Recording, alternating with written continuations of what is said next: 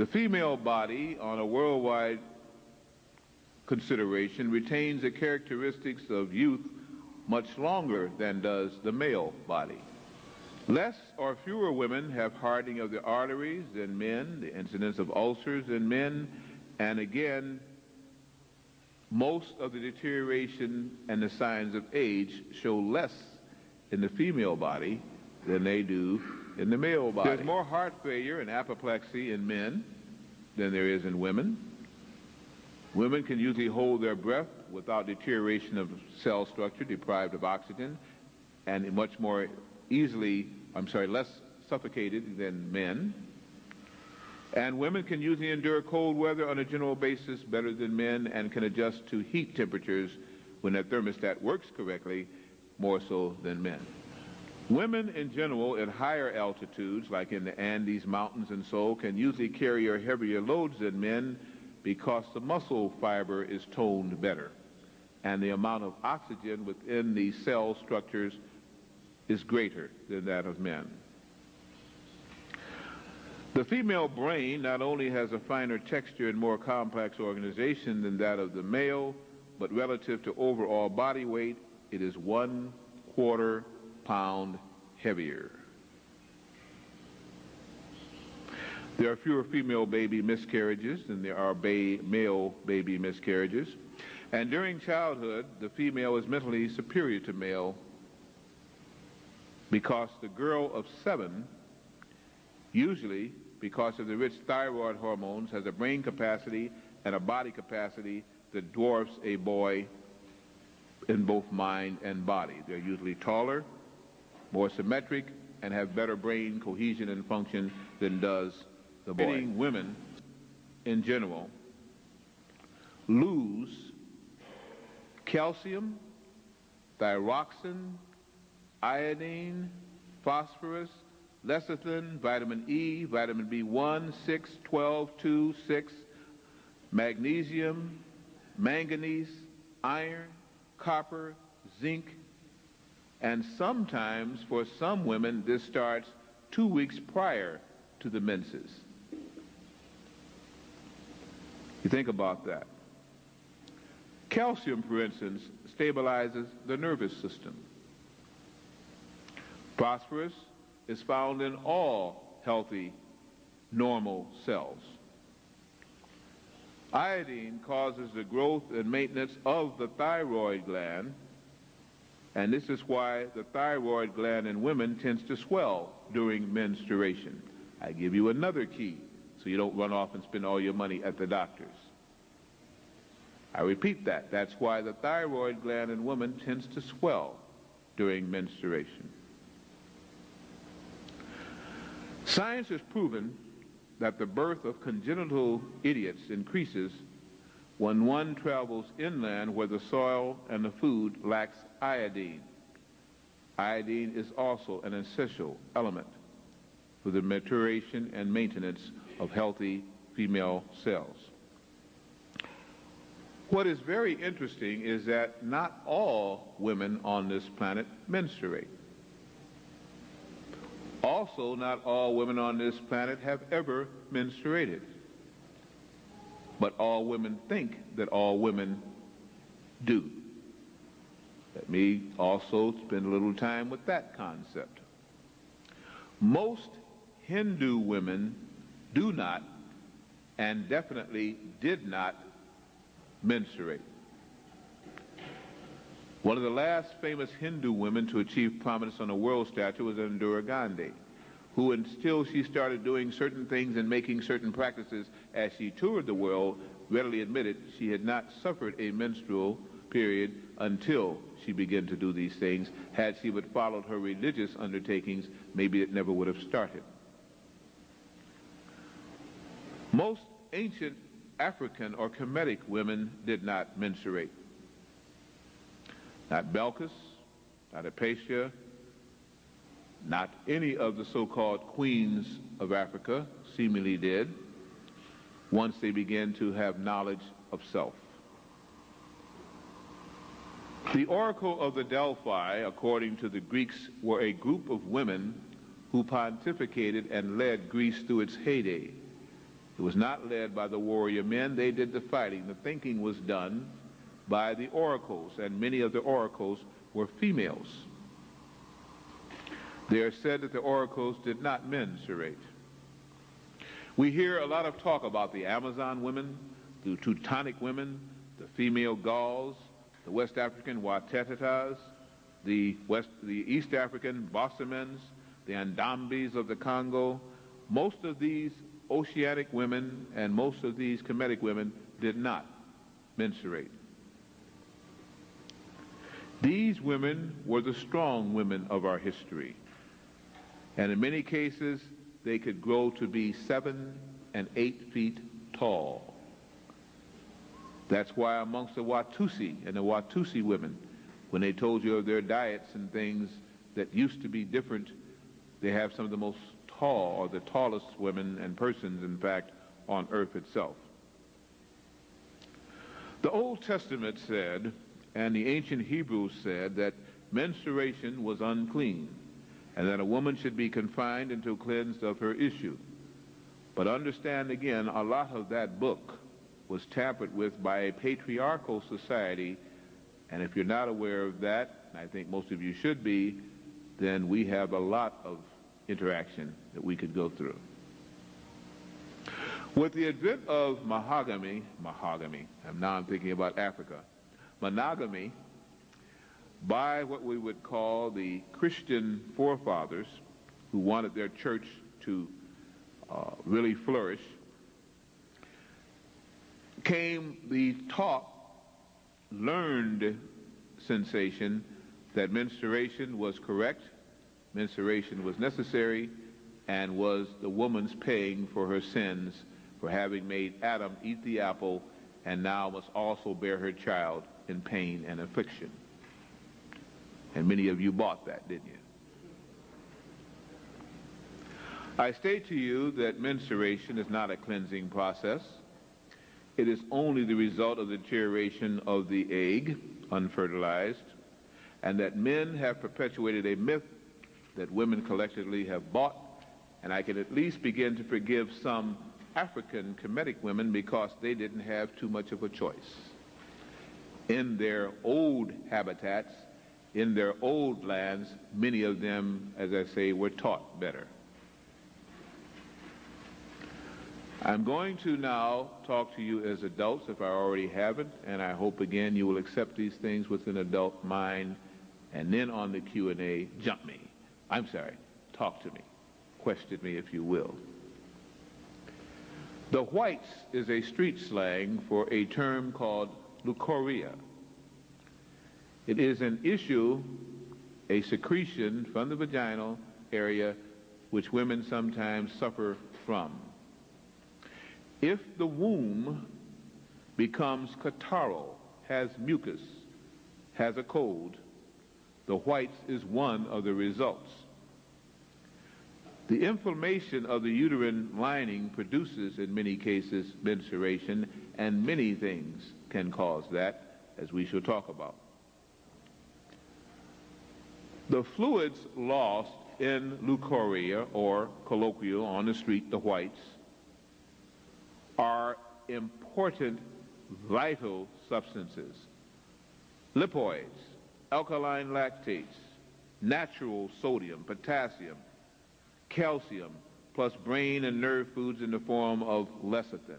In fact, the mucous corpuscles present in leukorrhea are presently hemoglobin capable. What do I mean by that? It means that they are capable of forming human blood-carrying, oxygenating corpuscles.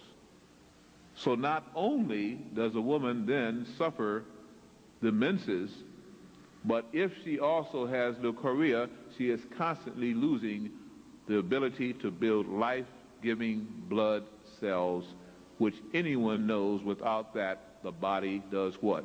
Deteriorates. Some women are on a constant menses. And then you wonder why some women are very irritable, very agitative, anemic. They get dizzy and have migraine headaches and jump at the sound of a firecracker 20 miles away, which they think they can hear. If anyone suffered that kind of loss from puberty till death, I wonder again why women are not half crazy. There are some men and other women that say they are. I didn't say it. I say, faced with that loss, we could have a problem.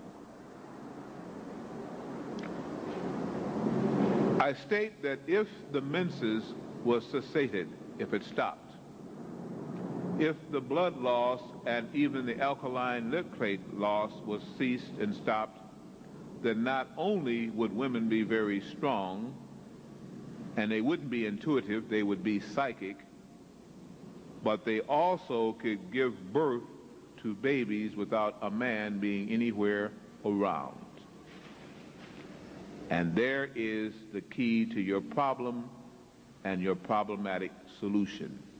You've bought into the coats lie, the white coats lie, the medical doctor's lie, which came about under a patriarchal system. If you start understanding the cadavers that were messed with in England and France at the turn of the 17th, 18th century, and experimentation still goes on. In fact, they, by law, are given under the caduceus the right to practice.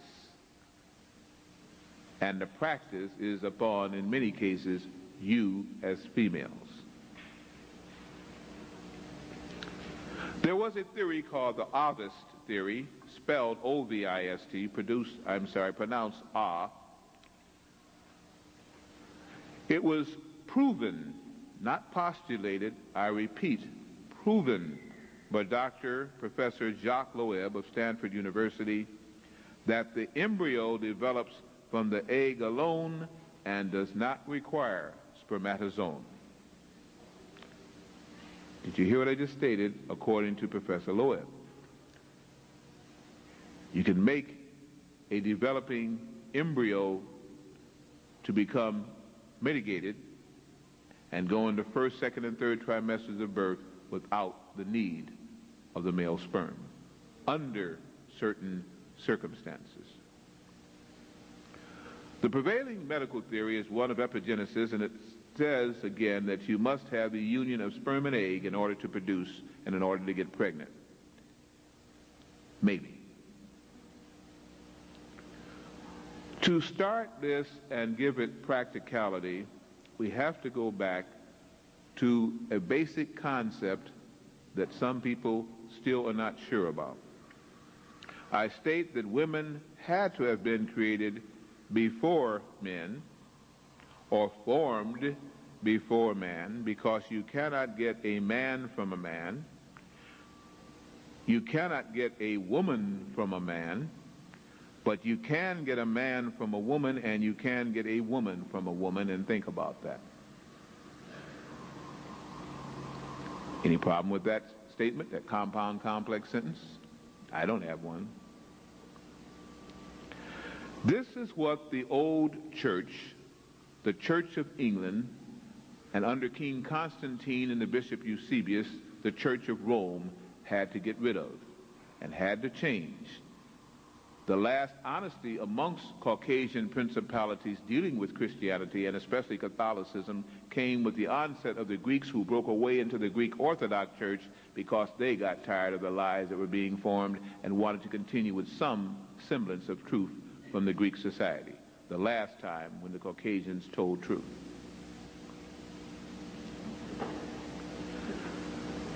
The male cannot reproduce himself, the female can.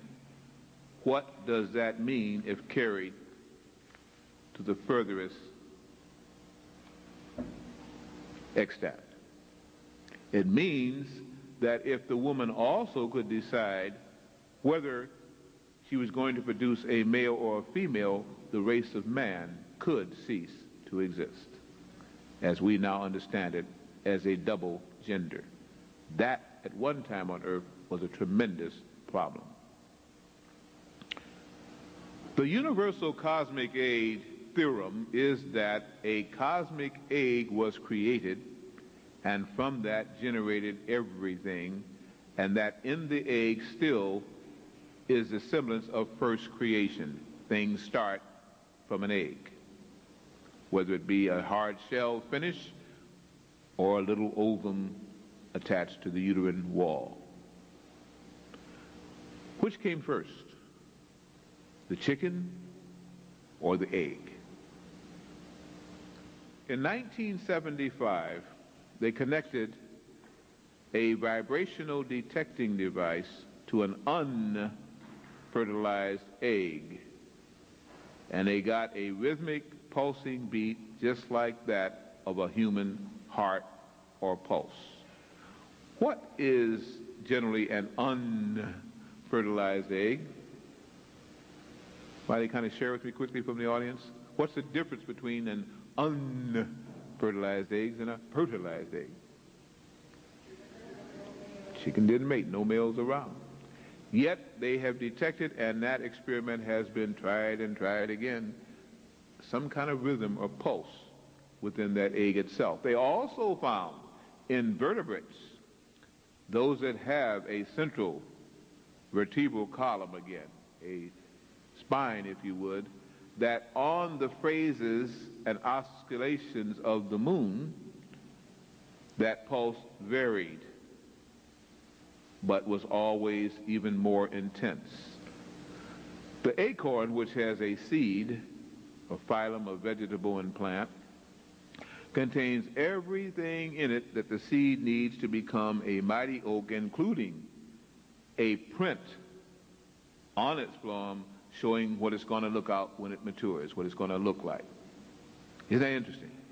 Ever cut an acorn in part and look at it? I mean, some of these mutated acorns now that have been gassed and pre-picked, you can't tell anything from. But get the real seed of an pure-born acorn, and what do you have when you cut it in half? Picture of a tree. I mean, that's somebody really blueprinted that one. They already said, this is what you're going to look like when you grow up. And that's just on a little acorn. Okay? Let's go to another phylum, an animated phylum. The silk moth. The silk moth reproduces and never mates. Reproduces without a mate.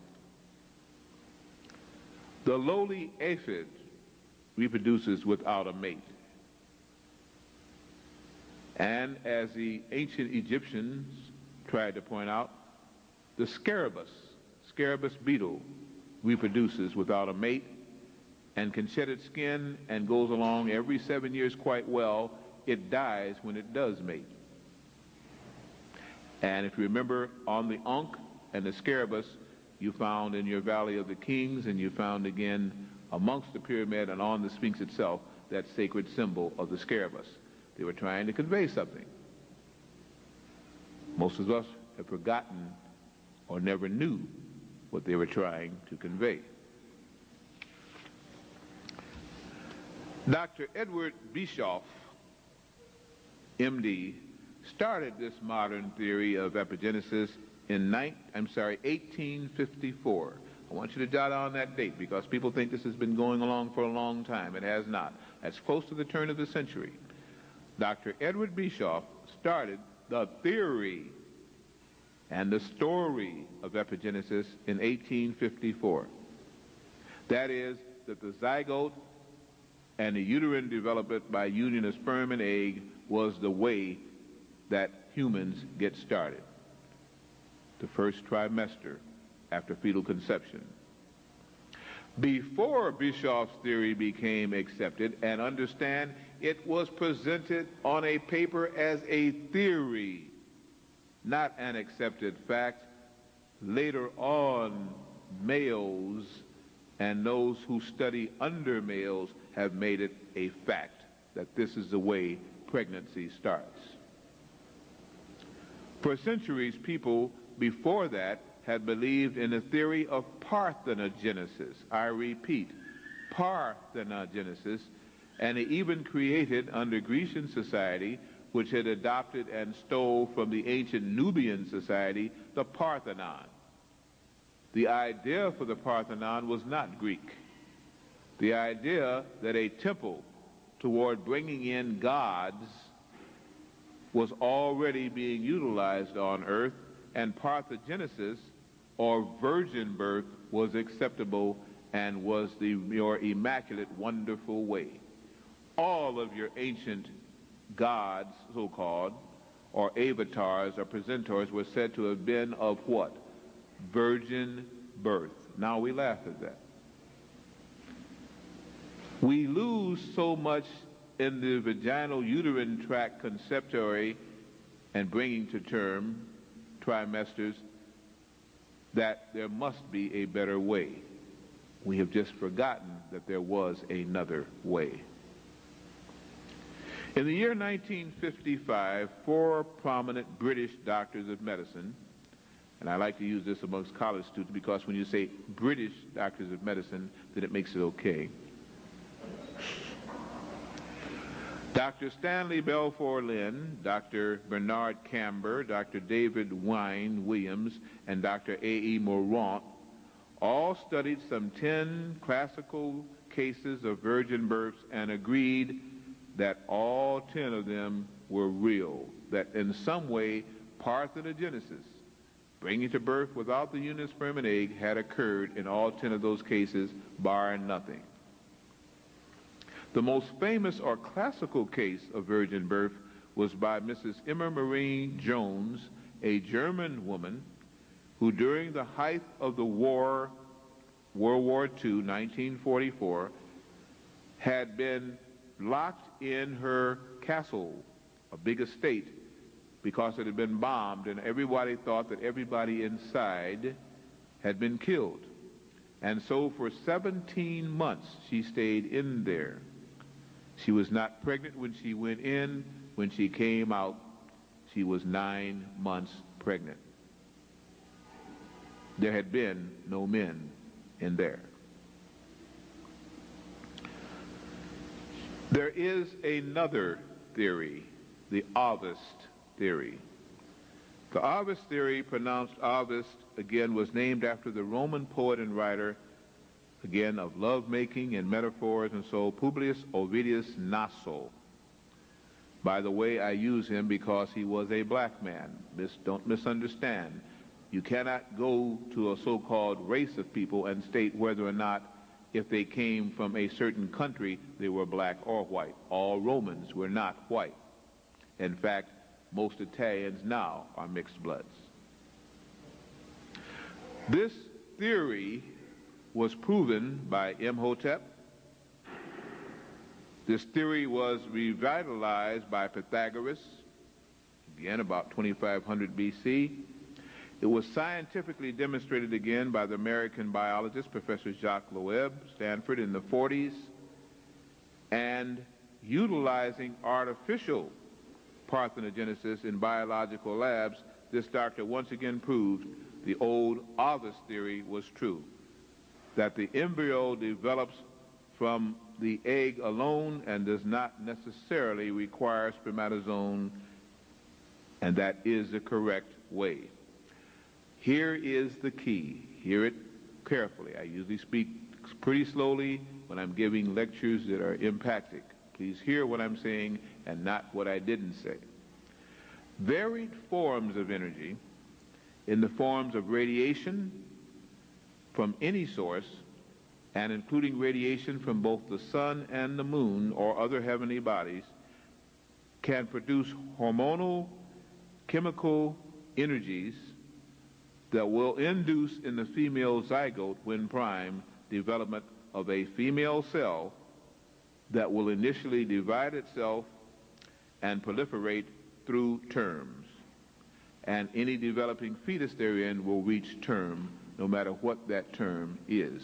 In other words, vibrations and radiation can start mitosis, the division of the egg cell.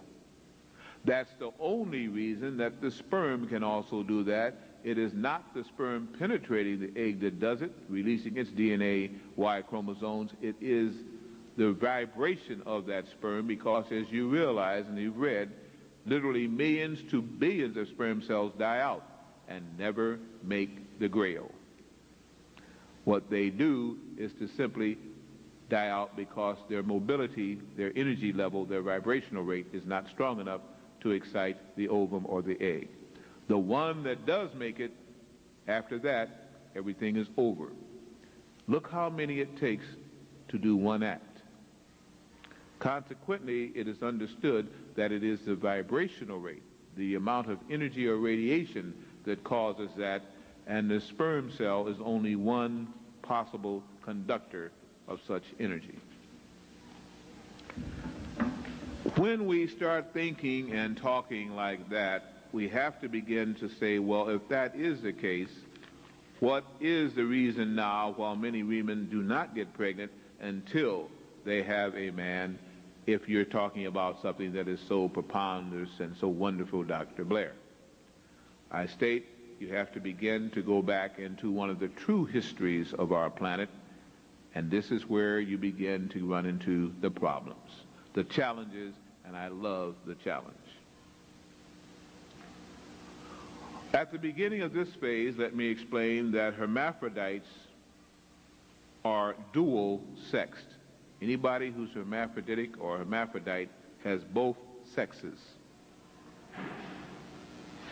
Androgynous means a male and a female part on the same plant.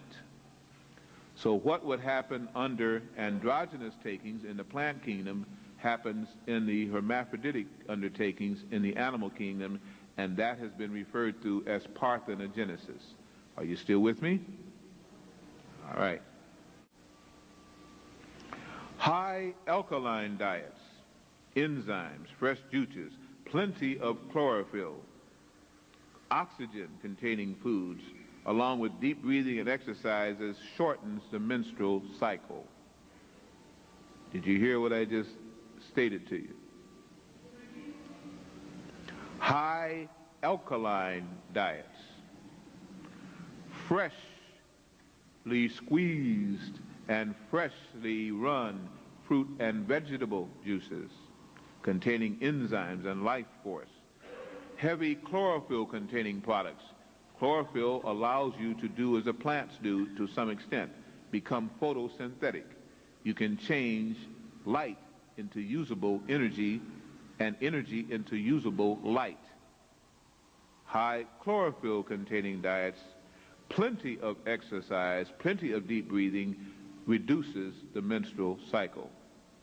A lack of the exercise, a lack of life-giving foods and meat diets produces the menstrual cycle and reverts you back to the lower vibration of the animal for the human that you are, the animal person.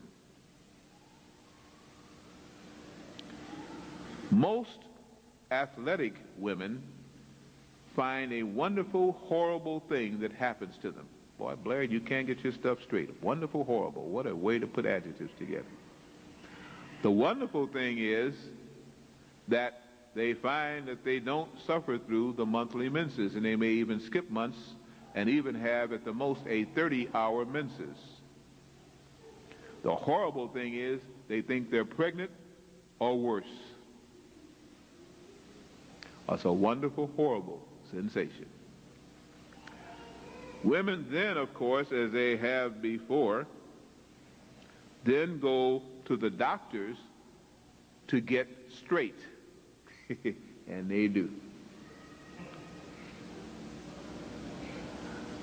The poor, ignorant mother, please mothers, don't get angry with me, let me finish, not knowing any better, suffers greatly with her daughter. The poor, ignorant father, not knowing any more than the mother or daughter, suffers equally and says, yes, something must be wrong, and they all run to the great white coats in the sky for direction and and help. Please bring it on. Please, my daughter has not suffered, gone through a menses yet, as I have. Make her go through it so I can be proud of her and know that she is healthy. And the guy said, yeah, that's right. They know what they're talking about. And neither of them do. And in many cases, neither does the medical doctor under the oath of Hippocrates that they suffer through too. So ignorance leads ignorance, and the blind lead the blind, and they induce the menses by ways that would turn your stomach. Or maybe you've heard of some of the ways that the present medical allopathic practitioners induce the menses in young girls who have not had a cycle, because they know if they have not had a cycle, that girl is sick, and they want to make her well. By barbaric methodologies, do you want me to spell it out, or can you imagine? Those prone lie-down tables which women help themselves strap into have induced more trauma that some women never get over, but usually on a 6-month basis they go for more.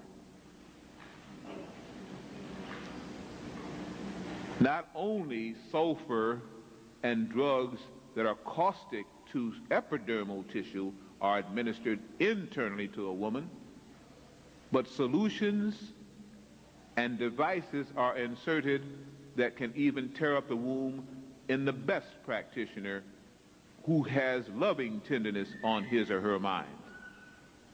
Some women never recover from that, and yes, it will bring on some kind of hemorrhaging, I guarantee you. The old ways, the folk ways, the dumb ways, using herbals to do anything you wanted to and magnets to do anything you wanted to, would be too simple, too simplistic for the modern practitioners of medicine, so they make it a dual thing. You have to usually come back twice a month for 6 months, and they get rich off of your suffering, and then you experience the final crustacea, the final wonderful thing. You have a menses. Isn't that wonderful? That's because, in ignorance, woman thinks that that is the only way she can be healthy, and the absence of which means ill health or pregnancy. Oh, how we have suffered through ignorance. Original female, when she wanted to bring forth birth, simply agitated the elements under her direction, under her matrix, and begin to form self. First of all, as living beings, and this is the ancient legend when people were not born through eggs, and then later on, as she mated again with animals, had to go through the animal methodology of producing through living birth and through, again, excretion and term. All original zygotes are female when formed. I repeat, all original zygotes are female when formed. They later change. Usually after 6 to 8 weeks, the male fetus starts to secrete testosterone, otherwise it would remain a female. All males start off life as a female in the womb, presently in this moon cycle. Hear this now, it's going to start getting worse with each sentence. Bear with me. Sometimes a small quantity of testosterone is secreted, just enough to make testes form on the developing embryo, but not enough to utilize proper brain chemistry and pituitary gland balance, and indigenous homosexuality is produced. What did he say?